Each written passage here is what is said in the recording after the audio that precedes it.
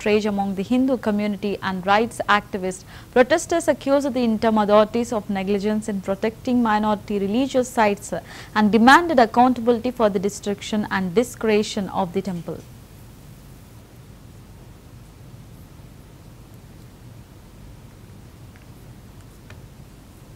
হিন্দু বৌদ্ধ খ্রিস্টান ও সনাতন আমরা যারা সবাই একসাথে আমরা বসবাস করা আসতেছি অনেক বছর যাবৎ, কিন্তু এই বিগত 5 আগস্টের পর থেকে আমাদের যে বাংলাদেশের মধ্যে সনাতনীদের উপর যেভাবে প্রথমে সনাতনী সম্প্রদায়ের উপর হামলা হচ্ছে, তারপর হচ্ছে বাড়িঘর লুট, তারপর হচ্ছে জায়গা জমি দখল, তারপর হচ্ছে ওদেরকে বরদাস্তি করে ওদেরকে নানা ধরনের এখন কথা হচ্ছে আমরা এরপর এই যে বিগত পাকিস্তানের যে আমাদের প্রকাশ্য দিবালোকে আমাদের চিন্তাদের যে দুর্গা মন্দির, এই দুর্গা মন্দিরটা আসলে 1 বছর 53 বছরের মধ্যে কোনো সময় এরকম হয়নি, কিন্তু এখন প্রকাশ্য দেখতেছি আমাদের মন্দির ভাঙা হচ্ছে, মন্দিরের পাশাপাশি আমাদের মূর্তি। তাহলে আমরা কি অপরাধ করছি বাংলাদেশের মধ্যে?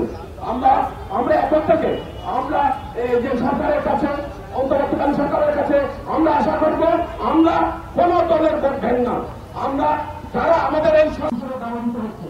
দেখেন 1947 সালে প্রধানমন্ত্রী লক্ষ্মী প্রজাতি নোয়াখালীতে যে হত্যাযজ্ঞ চালিয়ে দিল, সেখান থেকে 1971 বলেন, 2019 বলেন এবং 2021 বলেন, রক্তাক্ত যে 2021, সেই প্রত্যেকটা ঘটনায় বাংলাদেশের হিন্দুরা নির্যাতিত হয়েছে।